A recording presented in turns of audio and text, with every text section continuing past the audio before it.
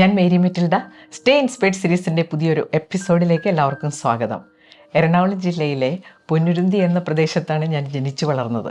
എൻ്റെ കുട്ടിക്കാലത്ത് അത് തികച്ചൊരു ഗ്രാമമായിരുന്നു. എൻ്റെ വ്യക്തിത്വ വികാസത്തിൽ വലിയ പങ്കുവഹിച്ച 2 സ്ഥാപനങ്ങൾ അന്നവിടെ ഉണ്ടായിരുന്നു. ഒന്ന് Christ king convent girls high school, 2 ഒരു കപ്പൂച്ചിൻ ആശ്രമം. അവിടെ വിശുദ്ധ ജീവിതം നയിച്ചിരുന്ന ഒരു പുരോഹിതനുണ്ടായിരുന്നു, ഫാദർ തിയോഫിൻ. നാനാജാതി മതസ്ഥർ അദ്ദേഹത്തെ ബഹുമാനിച്ചിരുന്നു. അതിൻ്റെ പ്രധാനപ്പെട്ട കാരണങ്ങളിൽ ഒന്ന്, ആധ്യാത്മിക കാര്യങ്ങൾക്കപ്പുറം ഈ ലോകജീവിതം സന്തോഷത്തോടും സമാധാനത്തോടും കൂടി മുന്നോട്ട് കൊണ്ടുപോകാൻ വേണ്ട ടിപ്സ് അദ്ദേഹം പറഞ്ഞു തന്നിരുന്നു. അതിൽ ഒരെണ്ണം എൻ്റെ മനസ്സിലങ്ങോട്ട് വേരുറച്ചു. അത് വേറൊന്നുമല്ല, നാട് നന്നാകാനുള്ള ഒരു ടിപ്പാണ് കേട്ടോ. അച്ഛൻ പറയണത്, നാട് നന്നാകാൻ അവനവൻ നന്നായാൽ മതി. ശരിയാണ്, അവനവൻ നന്നായാൽ കുടുംബം നന്നാകും. കുടുംബങ്ങൾ ചേർന്നതാണല്ലോ നാട്. അപ്പം നാടും നന്നാകും. അപ്പോൾ ഈ ഒരു കാര്യം എൻ്റെ മനസ്സിൽ ഇങ്ങനെ വേറുറയ്ക്കാൻ വേറൊരു കാരണം ഉണ്ടായിരുന്നു. അച്ഛൻ അതുപോലെ ജീവിച്ചിരുന്ന ഒരാളായിരുന്നു. ജീവിതത്തിൽ ഉടനീളം അതെന്നെ സ്വാധീനിച്ചിട്ടുണ്ട്. എൻ്റെ യൂട്യൂബ് ചാനലിലും അത് കാണാൻ സാധിക്കും. ഞാൻ മിക്കവാറും സെൽഫ് ഇമ്പ്രൂവ്മെൻറ്റ് വീഡിയോസാണ് അപ്ലോഡ് ചെയ്യാറ്. നമ്മുടെ ജീവിതത്തിൽ ഉണ്ടാകുന്ന പ്രശ്നങ്ങൾ എങ്ങനെയാണ് നമ്മൾ സ്വയം കൈകാര്യം ചെയ്യേണ്ടത്, അങ്ങനെയുള്ള കാര്യങ്ങൾക്കാണ് പ്രാധാന്യം കൊടുക്കാറ്. ഞാൻ വീഡിയോയിൽ പലപ്പോഴും വിഷയവുമായിട്ട് ബന്ധപ്പെടുന്ന 5 കാര്യങ്ങളോ 10 കാര്യങ്ങളോ പറയാറുണ്ട്. ആദ്യം തുടങ്ങി അവസാനം വരെ അത് കേൾക്കണം എന്നാണ് എനിക്ക് പറയാനുള്ളത്. കാരണം എല്ലാ കാര്യങ്ങളും എല്ലാവർക്കും റെലവൻ്റ് ആവില്ല. അതിൽ നിന്ന് 2ഓ 3ഓ കാര്യങ്ങളാണ് ഓരോരുത്തർക്കും അവനവൻ്റെ ജീവിതത്തിൽ പ്രയോഗിക്കാമെന്ന് തോന്നാൻ സാധ്യതയുള്ളത്. എല്ലാം കേട്ടാലേ അത് നമുക്ക് കണ്ടെത്താൻ പറ്റൂ. ചിലരെന്നോട് പറയാറുണ്ട്, ടീച്ചർ പറഞ്ഞ 3ാമത്തെ പോയിന്റ് എനിക്ക് വളരെ പ്രയോജനം ചെയ്തു. ഈ വീഡിയോയുടെ അവസാനം നിങ്ങൾക്ക് പ്രയോജനപ്പെടാവുന്ന ഒരു അനൗൺസ്മെൻറ്റും ഉണ്ട്, അതും കേട്ടേക്കണം. ഇന്ന് നമ്മൾ കൈകാര്യം ചെയ്യാൻ പോകുന്ന വിഷയം വളരെ പ്രധാനപ്പെട്ട ഒന്നാണ്. ഒരുപാട് പേര് പരാതി പറയുന്ന ഒരു കാര്യമുണ്ടല്ലേ, എന്നെ ആരും അംഗീകരിക്കുന്നില്ല, എനിക്ക് ആരും ഒരു വിലയും തരുന്നില്ല. ചില സ്ത്രീകൾ പറയുന്നത് ഇതാണ്, ഞാൻ കുടുംബത്തിന് വേണ്ടി ഒരുപാട് കഷ്ടപ്പെട്ടു, അവരെയൊക്കെ ഒരു നിലയിലെത്തിച്ചു, ഇപ്പോൾ ആർക്കും എന്നെ വേണ്ടാണ്ടായി. റിട്ടയർ ചെയ്തവരും പറയും, ഞാൻ സ്ഥാപനത്തിന് വേണ്ടി എന്തെല്ലാം കാര്യങ്ങൾ ചെയ്തതാണ്, ഇപ്പം ഞാനവിടെ ചെല്ലുമ്പോഴൊന്നും ആരും മൈൻഡ് ചെയ്യാറില്ല. ചിലരാണെങ്കിൽ ജീവിതകാലം മുഴുവൻ ഈ പ്രശ്നം നേരിടുന്നവരാണ്. കുട്ടിക്കാലത്ത് ആരും വില കൊടുത്തില്ല, പഠിക്കുന്ന കാലത്തൊരു വിലയില്ല, അംഗീകാരവും ഇല്ല, ഇപ്പോഴും അങ്ങനെ തന്നെ. പക്ഷേ ഇതങ്ങനെ നമുക്ക് വിട്ടുകൊടുക്കേണ്ട കാര്യമൊന്നുമില്ല. കാരണം നമുക്ക് സമൂഹത്തിൽ ഒരു വിലയുണ്ടാകുക, അംഗീകാരം കിട്ടുക നമുക്ക് ഒരുപാട് സന്തോഷം തരുന്ന ഒന്നാണ്. അത് നമ്മളെന്തിനു വേണ്ടാന്ന് വെക്കണം. അപ്പോൾ ഇന്ന് നമ്മൾ ചിന്തിക്കാൻ പോകുന്നത് എന്താണെന്നോ, ഇതെല്ലാം മനുഷ്യർക്കുള്ളൊരു ആഗ്രഹമാണ്. ഇത് നേടിയെടുക്കാൻ നമുക്കെന്ത് ചെയ്യാൻ പറ്റും, അത് നമ്മൾ ഗൗരവത്തിൽ ആലോചിക്കേണ്ട ഒരു വിഷയമാണ്.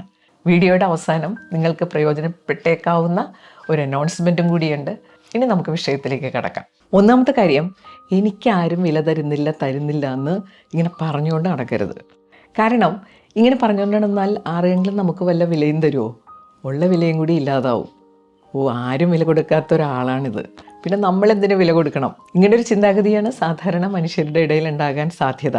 പിന്നെ അതുമാത്രമല്ല, സ്വയം ഇങ്ങനെ മോശക്കാരനാണെന്നുള്ള രീതിയിലുള്ള പ്രസ്താവനകൾ പൂർണ്ണമായിട്ട് ഒഴിവാക്കണം. എനിക്ക് തീരെ ഓർമ്മയില്ല, ഭാഗ്യമില്ല, എന്താണെന്നറിയില്ല, എന്ത് പ്രശ്നവും എനിക്ക് തന്നെ വരും, ഇങ്ങനെ നമ്മളെ തന്നെ ഒരു ഡൗൺ ആക്കുന്ന രീതിയിലുള്ള നമ്മുടെ സംഭാഷണങ്ങളില്ലേ, അത് പൂർണ്ണമായിട്ട് ഒഴിവാക്കുക.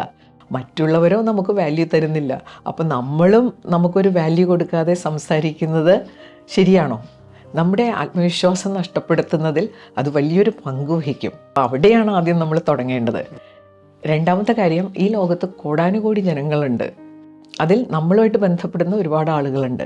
എന്നാൽ നമ്മുടെ വാല്യൂ തിരിച്ചറിയുന്ന ആളുകൾ നമ്മുടെ ചുറ്റുമുണ്ട്. അത്തരം ആളുകളെ കണ്ടെത്തുന്നതിൽ നമ്മൾ പരാജയപ്പെടുന്നതാണ് ഈ പ്രശ്നം ഉണ്ടാകാൻ കാരണം. ചിലരുണ്ട്, അവരെ ഡൗൺ ആക്കുന്ന ആളുകളുടെ കൂടെയാണ് നടക്കുക. അതെല്ലാം സഹിച്ചവർ നടക്കും.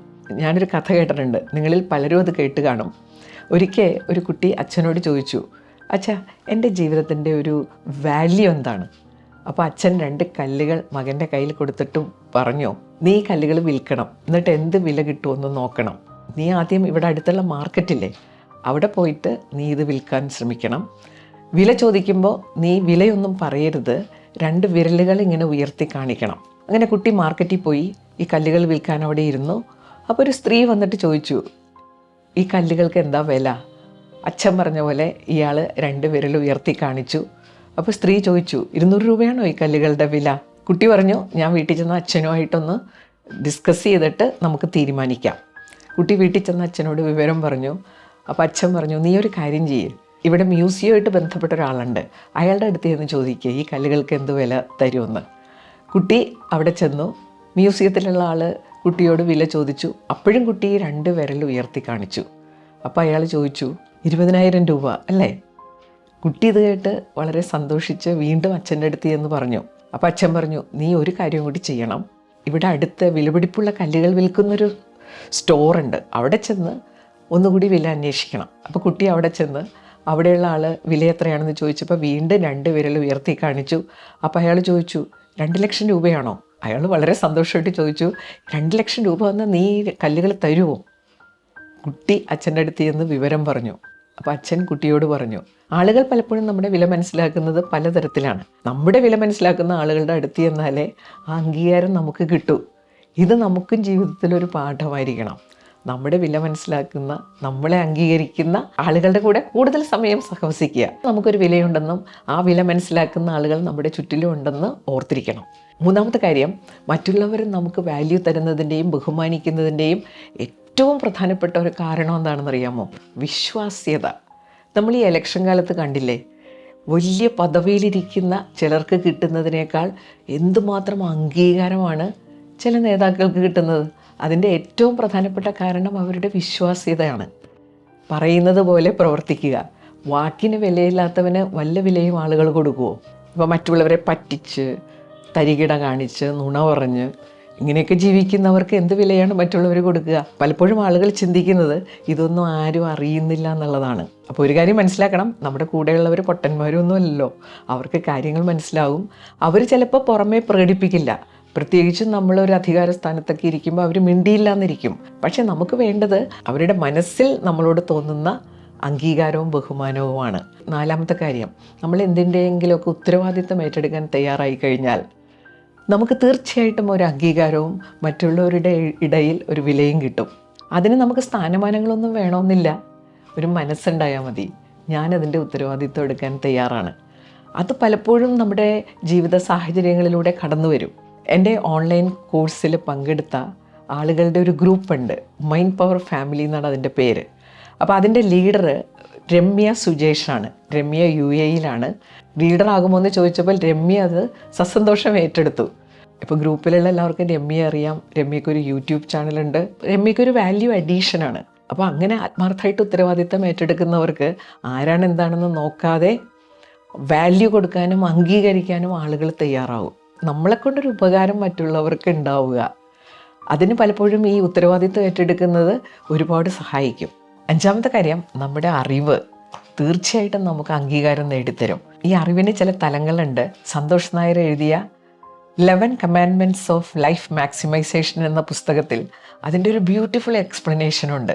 ഇപ്പോൾ നമ്മൾ ലാപ്ടോപ്പൊക്കെ തുറന്നു കഴിഞ്ഞാൽ നമുക്ക് ഒരുപാട് ഡാറ്റ കിട്ടും. അത് നമ്മുടെ നോളേജൊന്നും അല്ല കേട്ടോ. ചിലർ ഡാറ്റ നോളേജായിട്ട് തെറ്റിദ്ധരിക്കാറുണ്ട്.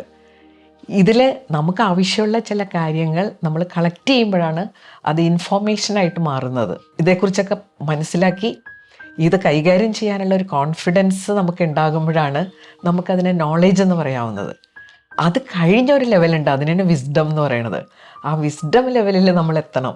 വിസ്ഡം ലെവല് നമ്മുടെ എക്സ്പീരിയൻസിലൂടെ നമുക്ക് കിട്ടുന്നതാണ്. ഈ എക്സ്പീരിയൻസ് വെറുതെ ഇരുന്നാൽ കിട്ടില്ലല്ലോ. ആദ്യം ഡാറ്റ, പിന്നെ വിവരം, ഇൻഫോർമേഷൻ എന്ന് പറയും, പിന്നെ അറിവ്. ഈ കിട്ടുന്ന അറിവ് പ്രായോഗികമാക്കുമ്പോഴാണ് നമുക്ക് എക്സ്പീരിയൻസ് കിട്ടുക. എക്സ്പീരിയൻസിലൂടെ നമ്മൾ പല കാര്യങ്ങൾ മനസ്സിലാക്കി കഴിയുമ്പോൾ അതിന് തീർച്ചയായിട്ടൊരു വാല്യൂ ഉണ്ടാവും. നമ്മൾ പറയാറില്ലേ, അയാളുടെ അടുത്ത് പോകാം, അയാൾക്ക് നല്ല എക്സ്പീരിയൻസ് ഉണ്ട്. ഇനി 6ാമത്തെ കാര്യം, നമുക്കൊരു വാല്യൂ കിട്ടുന്ന ഏറ്റവും പ്രധാനപ്പെട്ട കാരണങ്ങളിലൊന്ന് നമ്മുടെ പെരുമാറ്റമാണ്. ഒരാളുടെ പെരുമാറ്റം മോശമാണെങ്കിൽ ആരും ഒരു വില തരില്ല കേട്ടോ. ചിലരെക്കുറിച്ച് പറയാറില്ലേ, വലിയ പണ്ഡിതനൊക്കെയാണ്, വലിയ സ്ഥാനത്തിരിക്കുന്ന ആളാണ്, പക്ഷേ എന്താ കാര്യം, പെരുമാറാൻ അറിയില്ല. പെരുമാറ്റം വളരെ പ്രധാനപ്പെട്ട ഒന്നാണ്.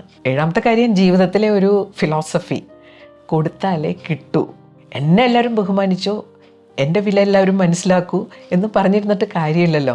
ഇത് അങ്ങോട്ടും കൊടുക്കാൻ നമ്മൾ തയ്യാറാവണം. കൊടുക്കാൻ നമ്മൾ തയ്യാറായാൽ തിരിച്ചു കിട്ടും എന്നുള്ളത് ഒരു ലോക നിയമമാണ്. അപ്പോൾ കൊടുക്കാൻ മറന്നു പോകരുത് കേട്ടോ. നമ്മുടെ വീഡിയോ ഇവിടെ അവസാനിക്കുകയാണ്. ഞാൻ നേരത്തെ ഒരു മൈൻഡ് പവർ ഫാമിലിയെക്കുറിച്ച് പറഞ്ഞില്ലേ, എൻ്റെ ഒരു കോഴ്സ് ഉണ്ട്, mind power and life skills എന്നാണ് അതിൻ്റെ പേര്. അതിൽ പങ്കെടുക്കുന്ന ആളുകളാണ് ആ ഫാമിലിയിലുള്ളത്. അടുത്ത കോഴ്സ് ജൂലൈ 22 തുടങ്ങി 29 വരെയാണ്. 8 ദിവസം കണ്ടിന്യൂസ് ആയിട്ട് രാത്രി 8 മണി തൊട്ട് 9 മണി വരെ ഗൂഗിൾ മീറ്റിലാണ് കോഴ്സ്. 9388605198 ഈ നമ്പറിൽ വാട്സപ്പ് ചെയ്താൽ ഞാനതിൻ്റെ വിശദ വിവരങ്ങൾ അയച്ചു തരാം. അത് കേട്ടിട്ട് താല്പര്യം തോന്നുന്നുണ്ടെങ്കിൽ അതിന് മറുപടി തരിക. അങ്ങനെ കോഴ്സിൽ ചേരാവുന്നതാണ്. അടുത്ത ആഴ്ച പുതിയൊരു വീഡിയോയുമായിട്ട് നമുക്ക് വീണ്ടും കാണാം. താങ്ക്